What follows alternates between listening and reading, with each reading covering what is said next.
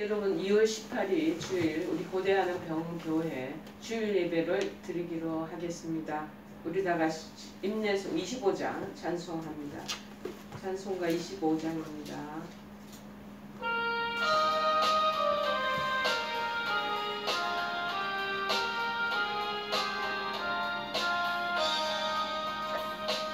멸류관 벗어서 주 앞에 드리세 저 천사 기쁜 노래가 온 땅에 퍼지네 내 혼악 깨어서 주 찬송하여라 온 백성 죄를 속하신 만왕의 왕일세 멸류관 벗어서 주 앞에 드리세 그 손과 몸의 상처가 영광 중 빛나네 하늘의 천사도 그 영광 보고서 고난의 신비 알고자 늘 음모하도다 멸류관 벗어서 주 앞에 드리세 온 세상 전쟁 그치고 참 평화 오겠네 주 보좌 앞에서 온 백성 엎드려 그 한량없는 영광을 늘 찬송합니다.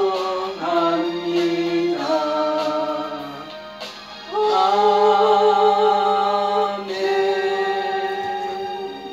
우리 다 같이 사도신경으로 우리의 신앙을 하나님 앞에 고백하시겠습니다. 전능하사 천지를 만드신 하나님 아버지를 내가 믿사오며 그 외아들 우리 주 예수 그리스도를 믿사오니 이는 성령으로 잉태하사 동정녀 마리아에게 나시고 본디오 빌라도에게 고난을 받으사 십자가에 못 박혀 죽으시고 장사한 지 사흘 만에 죽은 자 가운데서 다시 살아나시며 하늘에 오르사 전능하신 하나님 우편에 앉아 계시다가 저리로서 산자와 죽은 자를 심판하러 오시리라. 성령을 믿사오며 거룩한 공예와 성도가 서로 교통하는 것과 죄를 사하여 주시는 것과 몸이 다시 사는 것과 영원히 사는 것을 믿사옵나이다. 아멘. 오늘 하나님께서 저희들에게 주시는 말씀은 신약성경 디모데전서 5장 17절에서 19절 말씀 보시겠습니다. 디모데전서 5장 17절에서 19절 말씀입니다. 제가 가지고 있는 성경책으로는 페이지 수가 340쪽입니다. 340페이지 디모데전서 5장 17절에서 19절 말씀입니다. 자, 다 찾으신 줄 알고 제가 말씀을 봉독해 올리겠습니다. 잘 다스리는 장로들은 배나 존경할 자로 알되 말씀과 가르침에 수고하는 이들에게는 더욱 그리할 것이니라. 성경에 일렀으되 곡식을 밟아 떠는 소의 입에 망을 씌우지 말라 하였고 또 일꾼이 그 삭슬 받는 것은 마땅하다 하였느니라. 장로에 대한 고발은 두세 정인이 없으면 받지 말 것이요. 아멘. 오늘 본문의 내용은 목회자에 대한 바른 태도, 목회자에 대한 바른 태도.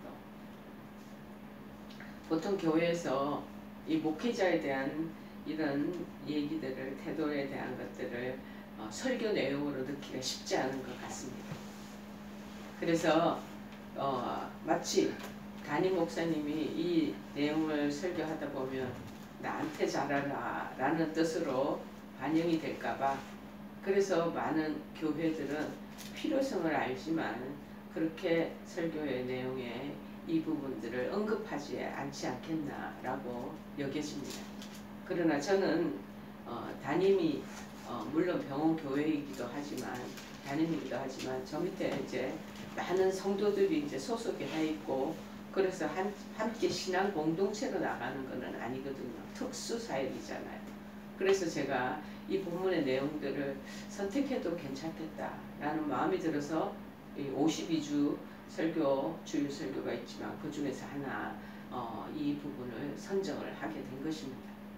여러분, 저는 담임이라서 병원교회 사역을 하기 때문에 특수기관 사역이기 때문에 제 밑에 성도들이 많이 계셔서 내가 이 설교를 하게 되면 나한테 잘해라 라는 어떤 사사로운 마음이 들어갈 일은 전혀 없는 거 아니겠어요. 그래서 많은 성도들을 만나고 그들의 신앙생활들에 대한 상담도 하다 보면 여러 가지 시험거리를 많이 시험거리가 있더라고요. 특별히 같은 신앙공동체에서 성도들끼리의 그런 여러 가지 시험, 그리고 또 담임 목사님에 대한 그 시험 때문에 교회를 이동하게 되고 그래서 교회를 안 나가게 되고 하는 그런 성도들을 많이 만나게 됩니다. 그래서 제가 생각할 때 이 부분에 대한 걸 한번 설교를 해도 되겠다라고 마음이 들어서 이 본문의 내용을 가져왔고 본문 제목도 목회자에 대한 바른 태도는 어떠할 것인가. 담임 목사님들이 설교하면 좀 어색하고 민망스러운 일이지만 저는 괜찮을 듯 해서 이렇게 본문의 말씀을 가져왔습니다. 오늘 17절에 잘 다스리는 장로라고 하는데 장로, 지금 현재 10분의 장로들을 얘기하는 것이 아니고 목회자에 대한 얘기예요. 그 당시는 이제 장로라고 얘기를 했죠. 목회자들은 배나 존경할 자로 알아라. 자, 그리고 말씀과 가르침에 수고하시잖아요. 그런 사람들에게는 더욱 그리해라. 더욱 존경하고 그분들을 잘 모시고 그렇게 순종하라 라는 내용이 되겠죠. 물론 사도 바울이 이 본문 서신서를 쓸 당시에는 이 두 가지 장로직이 제도적으로 초대교회 때는 정확히 구분된 것은 아니었다고 말하고 있습니다. 그러나 당시에도 이 가르치는 일, 교육시키는 일은 대체적으로 장로들 중에서 특별한 은사를 받은 사람이 담당하였을 것으로 그렇게 신학자들은 보고 있습니다.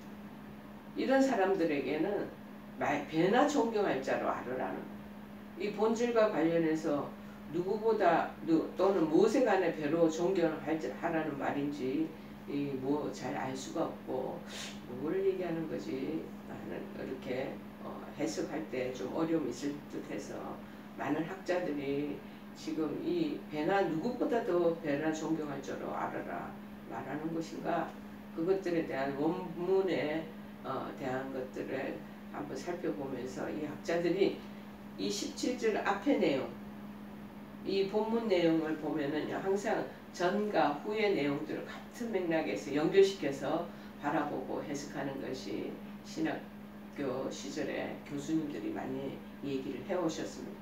마찬가지 오늘 여러분들도 이 배나 존경할 줄 알아 누구보다 자 16절을 보니까 만일 믿는 여자에게 과부 친척이 있거든 자기가 도와주고 교회가 심지지 않게 하라. 이는 참 가부를 도와주게 하려 함이라.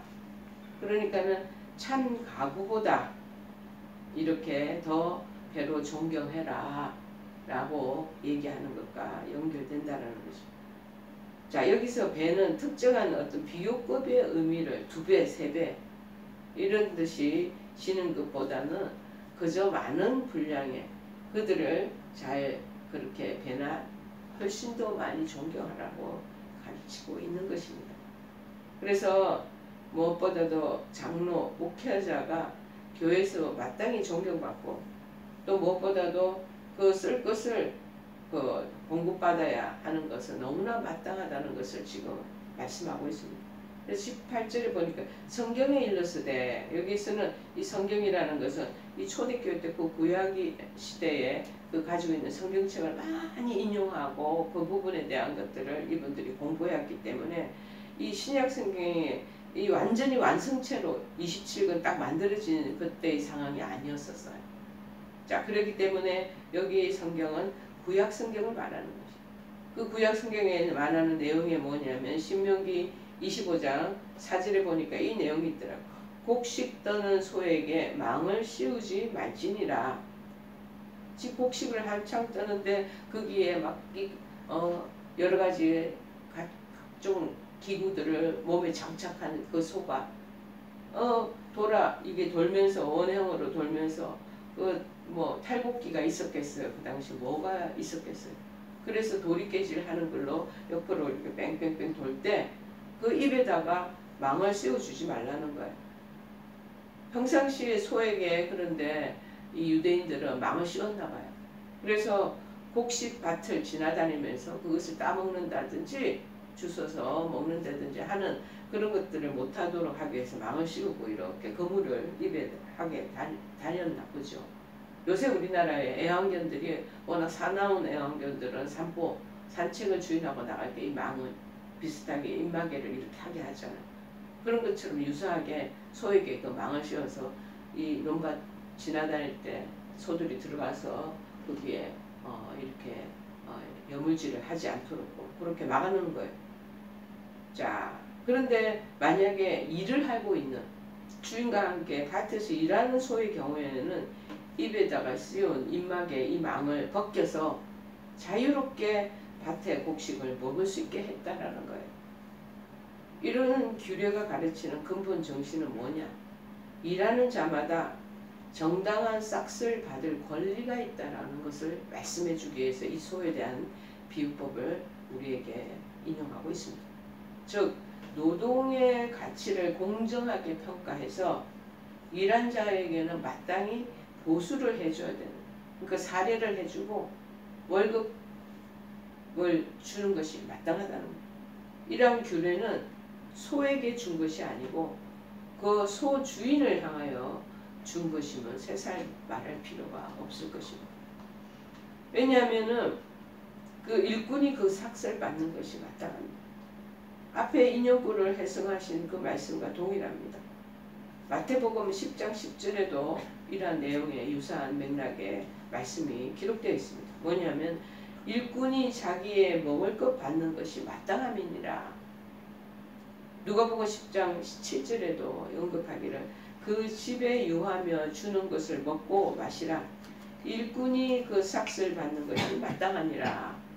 그렇게 얘기하고 있고, 고린도전서 9장 13절도 성전의 일을 하는 이들은 성전에서 나는 것을 먹으며 제단에서 섬기는 사람들은 제단과 함께 나누는 것을 너희가 알지 못하느냐에 반영되어 있습니다. 즉 이 말이 무슨 말이야? 교회에서 시간과 몸과 마음을 다 바쳐 수고하는 목사님들, 사역자들에게는 존경을 할 뿐만 아니라 또한 생계에 필요한 물질을 공급하는 것이 지극히 당연한 것을 강조하기 위해서 인용하고 있습니다. 자, 그래서 우리가 신앙생활할 때 많은 성도들이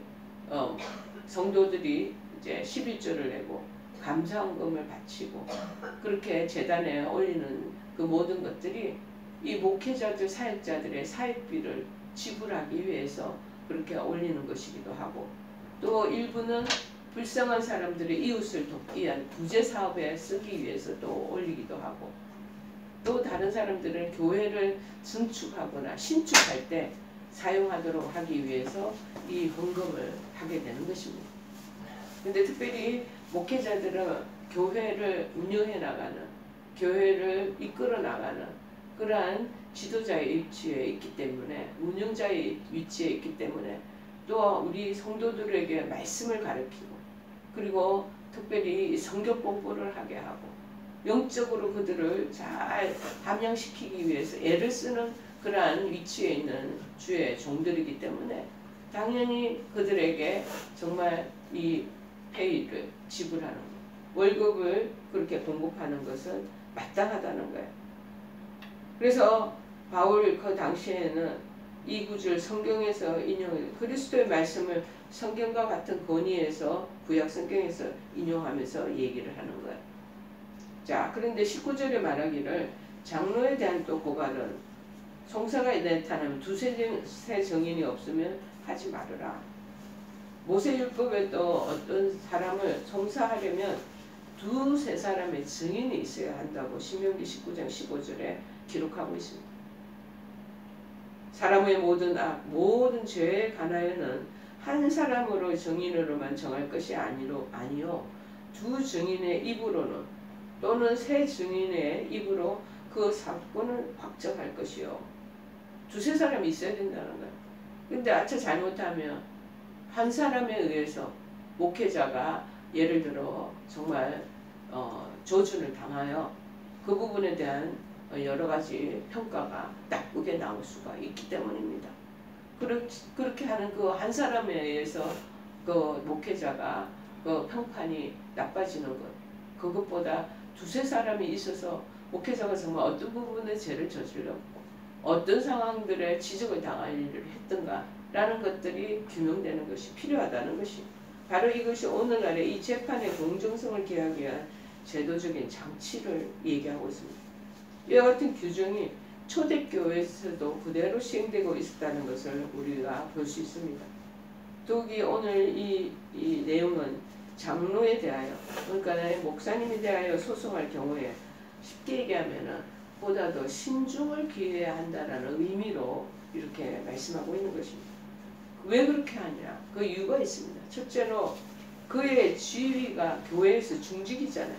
아주 무거운 직분의 역할을 하는 그러한 위치에 있기 때문에 그에 대한 잘못된 판단은 나중에 교회에 큰 영향을 가져오기 때문에 신중하고 심사숙고해서 이런 부분에 대한 것들을 판단하고 그 다음에 소송해야 된다는 것. 그런 송사해야 됩니다.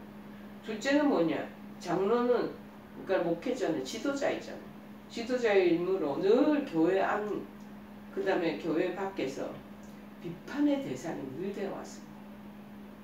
그래서 중상모략으로 인해서 잘못하면은 잘못을 저지르지도 않았는데 불구하고 중상모략 때문에 무고를 당할 수도 있었기 때문에 한 사람에 의해서 필수를 해서 그분을 정죄하거나 판단하거나 평가하는 것보다 두세 사람이 동일한 증인으로 같이 참석하고 그 사건에 대한 일들이 있었으면 그것을 조사하고 그렇게 해야 된다는 것. 그게 공정하다는 것. 그러므로 이 목회자를 고소하려면 항상 두세 증인이 요구되었다는 것을. 바울이 이같이 장로의 송사에 대해서 특별히 언급한 것은 뭐냐? 누구를 염두에 두었냐면 디모데를 염두에 두었기 때문이라는 거예요.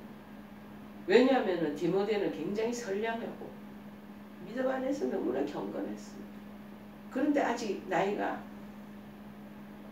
아마 20대 초반인가 20대 못 미천 그런 연소한 자였기 때문에 이런 중상모략에 대하여 주의가 필요했기 때문에 그런 차원에서 목회자를 그렇게 안전한 보책으로 그렇게 하기 위해서 송사 부분에 대한 것들을 이렇게 제도적으로 이렇게 구축해 놓은 게 아닌가 그런 마음이 듭니다. 여러분, 우리 목회자들은요, 우리가 좋아서 일을 하는 게 아니에요. 하나님의 부름을 받아서 그것을 소명이라고 그러거든요. 영어로 calling, vocation이라고 해요. 그 소명을 받아서 주님께서 이 명령하시는 그 일들을 사명을 감당하는 거예요. 소명을 받아서 사명을 감당. 근데 요새는 우후죽순같이 너무나 많은 신학교가 난립하고 있기 때문에 실제적인 주의 종으로서 부름을 받았나 여부는 캐셔마크예요. 그래서 정말 진실한 목회자가 부름받아서 주의 일을 감당하는 사람들도 있거니와 그 외에는 여타의 사람들은 자기가 열정에 의해서 하나님 부름에 대한 이 소명을 대한 것들은 옆으로 젖혀놓고 그렇게 해서 신학을 하고 목회자로 들어선 경우도 많이 있기 때문에 성도들은 참으로 잘 분별해야 될 줄을 믿습니다. 자, 그런데 그 하나님으로부터 쓰임을 받아서 일하는 사역자들을 존경하고 귀하게 대접하는 일은 하나님께서 매우 기쁘게 보신다는 것입니다. 그들이 무슨 위대해서가 아니라 그들이 하나님으로부터 보내심을 받는 하나님 나라의 대사의 역할을 감당하기 때문이라는 것입니다. 그래서 주님께서 마태복음 10장 41절에서도 언급하신 부분이 이렇습니다. 선지자의 이름으로 선지자를 영접하는 자는 선지자의 상을 받을 것이요 의인의 이름으로 의인을 영접하는 자는 의인의 상을 받을 것이요 라고 말씀하고 있지 않겠습니까?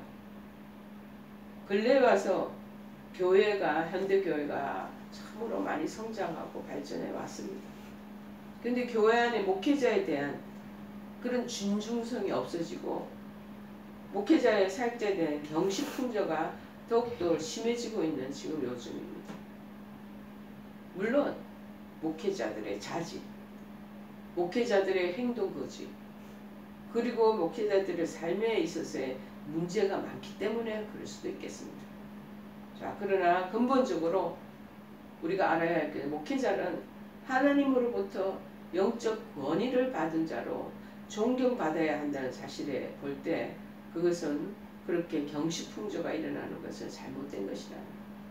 그러다 보면 여러분 신앙도 여러분도 마찬가지로 영향을 받습니다. 목회자를 존중하고 그분이 하는 일에 순종하고 뭐냐면 당신 따르라는 게 아니라 하는 나라의 일들을 잘 교회를 잘 성장하고 발전시켜 나가기 위해서 부흥시켜 나가기 위해서 본인들은 최선을 다하는 것이거든. 그러나 그 외에 다른 사람들도 그렇지 못한 사람들도 많습니다. 개인 사욕에 그런 부분들을 욕심내서 하는 사람들도 있겠고 그들의 태도가 또한 마치 자기를 존중하라는 식으로 군림하는 입장에 있는 사람들도 있을 수 있습니다. 자, 그런 분들을 얘기하는 것은 아니고 정말 주의 나라의 일을 위해서 최선을 다하는 정직하고 신중하며 하나님 나라에 정말 정직이 같이 정말 주의 종으로서의 이름 그대로 주의 종 하나님의 종이에요. 종이 무엇이에요? 무엇을 위해 무엇을? 그래서 교회를 위하여 성도들을 섬기고 돌보고 가르치고 하는 일들을 아낌없이 하지 않겠습니까? 그래서 당연히 존중해야 되는데 그러지 못한 경우 업신여기고 다 목회자를 함부로 홀대하는 경우가 있다는 거예요. 소수의 많은 사람들, 소수의 사람들. 그래서 우리는 오늘 본문을 통해서 목회자에 대한 성도의 올바른 태도를 교훈받음으로써 목회자와 성도 간의 바른 관계를 맺어 나가는 그러한 일들이 필요하겠기에 오늘 말씀을 드리고자 합니다. 특별히 목회자에 대한 성도들의 바른 태도는 뭐냐? 존경해야 돼. 리스펙을 해야 돼. 외적인 조건, 뭐 실력에 있고 없고 이런 걸 떠나서 목회자들은 하나님으로부터 영적인 권위를 부여받은 사람이에요. 그렇기 때문에 마땅한 예우를 갖춰드려야 되고 존경을 받아야 하는 것이 마땅하다는 것이죠. 데살로니가전서 5장 12절 13절에 말합니다. 형제들아 우리가 너희에게 구하노니 너희 가운데에서 수고하고 주 안에서 너희를 다스리며 권하는 자들을 너희가 알고 그들이 역사로 말미암아 사랑 안에서 가장 귀히 여기며 너희끼리 화목하라 이렇게 말하고 있잖아요. 특히 목회자들은 하나님의 대사에 그 나라 하나님 나라의 그 일들을 대신 감당하는 그러한 파송받은 사람들입니다. 그래서 하나님의 생명은 말씀을 잘 가르쳐야 돼요. 가르침으로 성도들이 다른 늑대나 이리떼에게 할피움을 받지 않도록 해침을 당하지 않도록 말씀 안에 굳게 설 수 있도록 그들을 가르쳐야 되는 거예요. 그래서 성도들의 영혼을 구원과 영생으로 인도하는 그 책임을 맡은 사람이에요. 우리가 앞차 잘못하면요 하나님 나라에 가면 하나님 앞에 엄청 책망을 듣습니다. 너 뭐하고 왔느냐? 너 사리사욕에 신경 쓰고 네 배불리려고 그렇게 교회를 이끌어갔냐? 하고 혹독한 하나님의 징계나 책망을 받는 것입니다.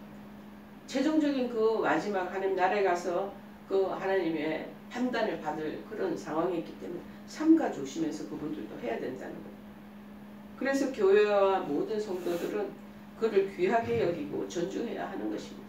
목회자가 좀 잘못하고 그 가지고 있는 그런 부분에서 어긋나 있으면 그거 하나님이 판단하시기 때문에 그 판단하는 대로 내버려 두고 나중에 하나님 앞에 혼납니다. 정말. 그래서 그냥 여러분 자체는 성도로서 마땅히 존중하고 귀하게 여기는 마음을 가져야 된다는 거. 같이 1대1 인격, 사람 대 사람의 모습으로 그렇게 보면 안 되고, 아, 하나님이 정말 대사로서 이분들이 이 땅에서 이 일들을 하는구나 하는 마음으로 보라는 것이죠. 상대의 인격과 지위와 직능을 인정하지 않거나 그것을 존중하지 않고 오히려 자신이 상대보다 못할 것이 없지 않은가 하고 생각할 때 불평이 싹트기 내 안에서 불만이 막 나오기 시작합니다. 그 기회는 디스하기 시작. 비방을 하게 된다는 거. 내가 너하고 다를 게 뭐가 있나. 나도 박사학위를 받았다. 나도 너보다 당신보다 아주 모든 방면에 뛰어나다. 나도 가르칠 수 잘한다. 대학 교수야. 그러면서 업신여기고 하대할 수가 있다는 거. 자, 따라서 우리 성도들은 날마다 자신을 낮추는 자세죠. 겸손한 자세. 목회자보다 훨씬 뛰어난 장관의 입장이 있다 할지는. 제가 어느 땐가는 저 종로에 어느 큰 대형교회 간 적이 있는데 현대그룹 사장이 거기 장로님으로 계시더라고요. 근데 얼마나 거기에 다소곳하면서 잘 섬기는지. 유명한 그런 기업체 사장들, 대학교 총장들, 뭐 이런 사람들 목회자들하고 비교하면 그분들은 훨씬 훌륭하죠. 어디다 되겠습니까?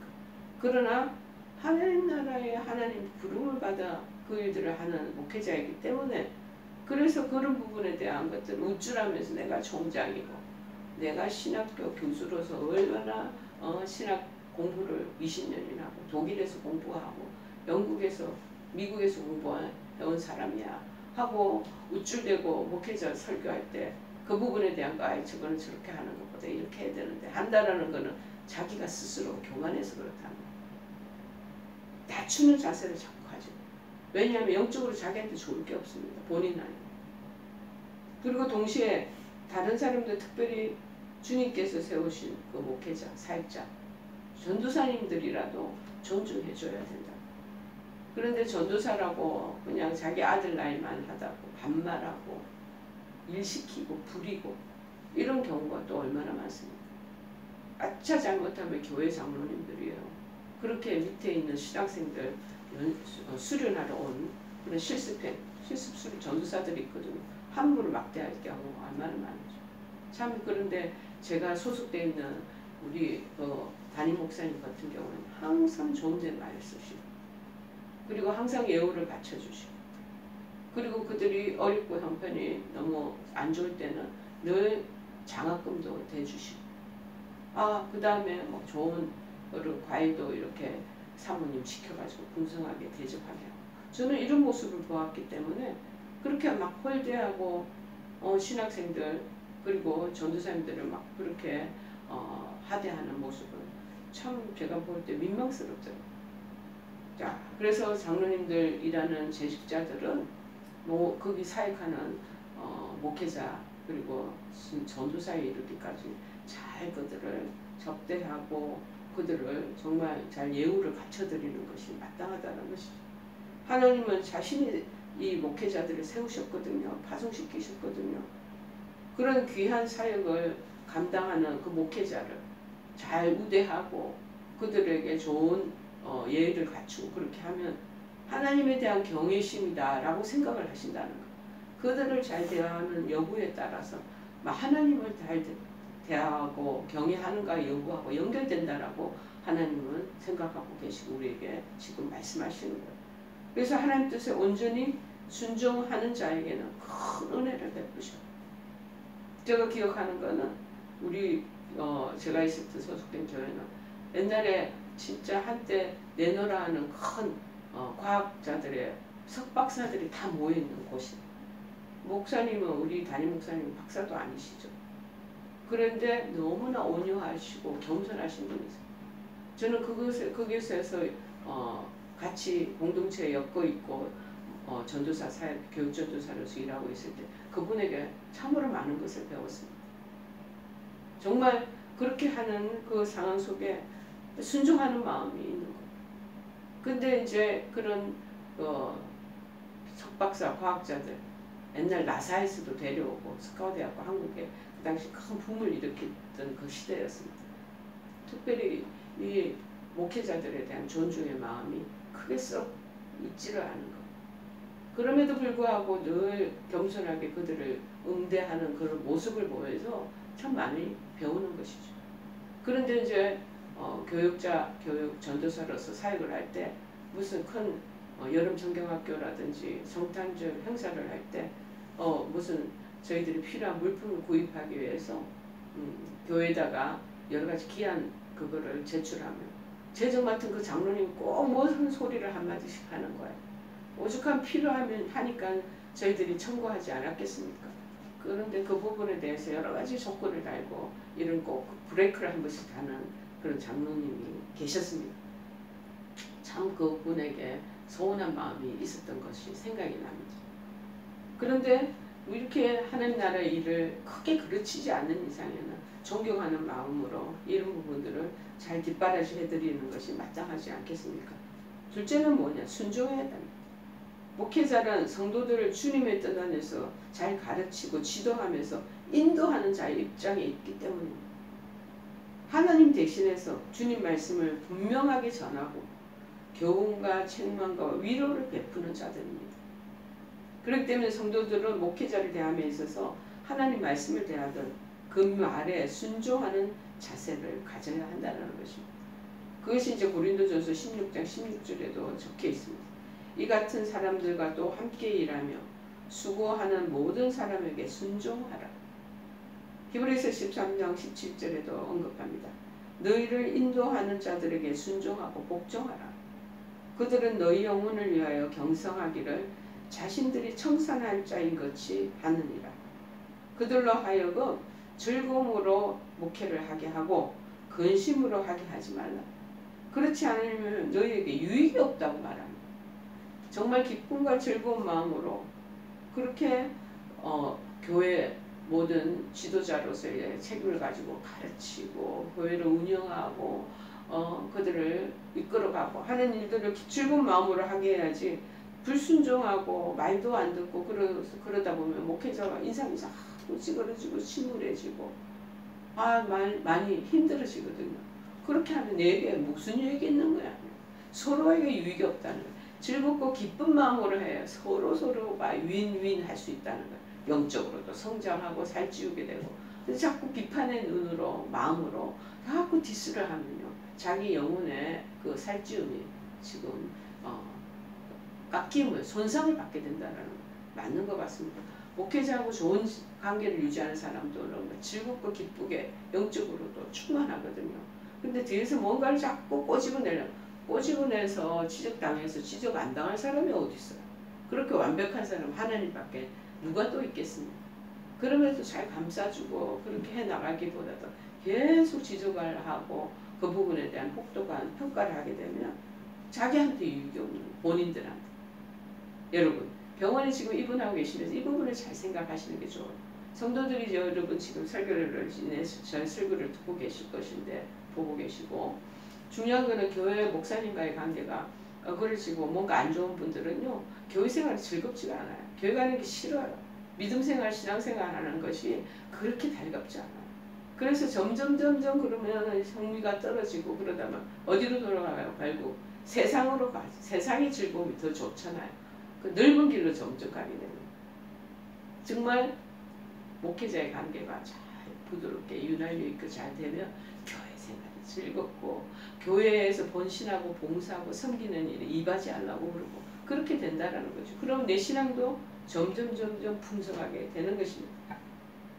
그가 가르치는 하나님의 말씀을 아멘으로 받고 그 말씀대로 순종하는 삶을 살아야 되는 것입니다.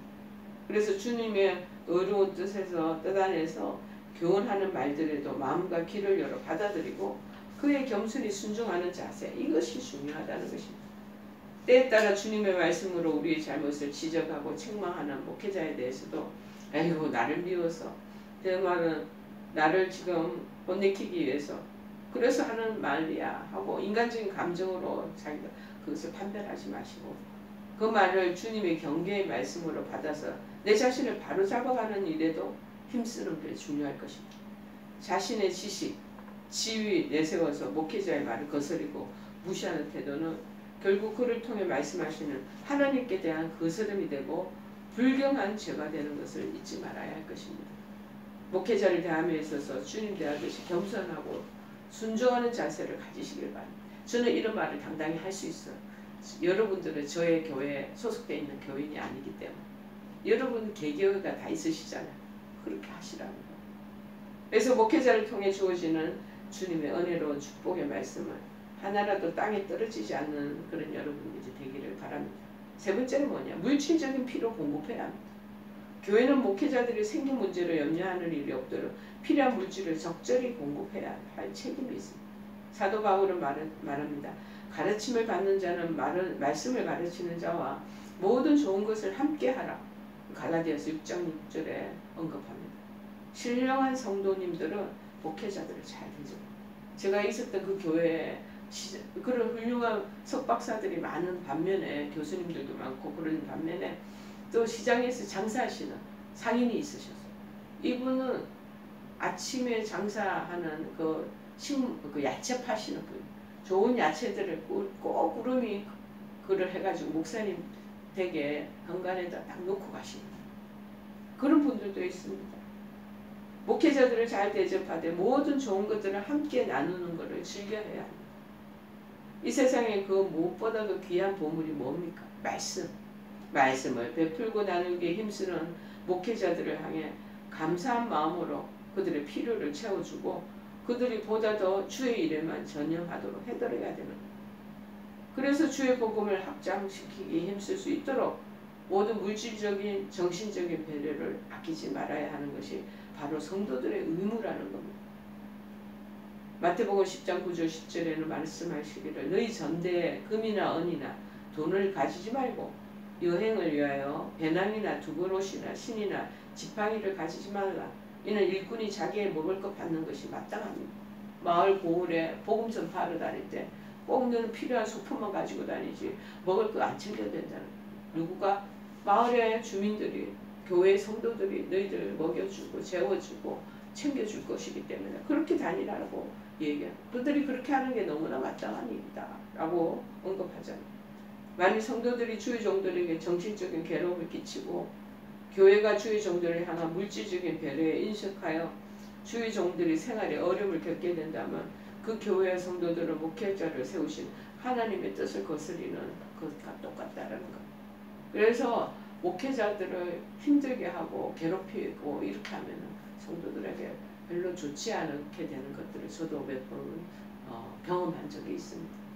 제가 그런 것들을 목도한 적이 있습니다. 자, 무엇보다도 목회자 성도들은 인색한 마음 내려놓고 멸시하는 마음도 내려놓고 주께서 세우신 목회자다라고 생각하시면서 이 주님이 명령하신 복음 사역, 하늘나라 사역을 기쁘고 즐겁게 할 수 있도록 목회자들의 물질적인 필요 채워주는 것, 그거 중요하다는 것. 모든 좋은 것도 함께 나누는 그러한 성도들이 되어야 할 줄 믿습니다. 여러분, 우리는 목회자들을 존경하고 그에게 순종할 뿐만 아니라 물질적 필요를 공급하며 그것이 좋은 것을 함께 나누는 것이 성경적인 관점이에요. 그냥 당신들 목회자에게 잘해라 그렇게 하는 것이 아니에요. 만약 제가 우리 성도들에게 이랬다면 저 참 정말 오만불손한 사람이죠. 민망한 자리입니다. 그러나 저는 당당히 얘기해 드릴 수 있습니다. 각자 당신의 교회에 가셔서 그렇게 하시라는 거예요. 자, 목회 사역자들은 성도들의 영적 성장을 유익을 위해서 가르치는 자입니다. 그리고 교훈하는 자입니다. 또는 잘못됐을 때 책망할 수도 있습니다. 또 여러분이 병중에 있을 때는 오셔서 위로할 수도 있고 정말 치유를 위해서 기도하는 분들이 있어요. 하나님께로부터 보내심을 받은 자이기 때문이죠. 그래서 존경을 하라는 거예요. 그를 세우신 하나님 뜻을 존중하는, 그 존중한다라는 것은 하나님 뜻을 존중하는 것과 같다는 것. 순종하는 것은 뭐냐? 하나님 말씀에 순종하는 것과 같다는 것. 그래서 피로 채워주고 그와 함께 좋은 것을 함께 하며 주님의 일에 힘쓰는 목회자들과 동력, 코오퍼레이션 하는 것이라는 것. 하나님의 선한 사업에 날로 활발해지는 그런 일들로 채워지리라 믿습니다. 그래서 목회자를 바르게 대하고 돕는 자들에게는 하나님의 크신 축복이 임하게 될 줄을 믿습니다. 그래서 하나님의 세우신 종들에게 존경하는 마음과 순종하는 자세, 물질적으로 섬김을 다하는 행동으로 성도로서의 마땅한 도리를 다하고 또 하나님의 크신 축복을 받게 되는 여러분의 새해 한 해가 되기를 간절히 축원해 드립니다. 우리 찬송가 266장 찬송하시겠습니다. 266장.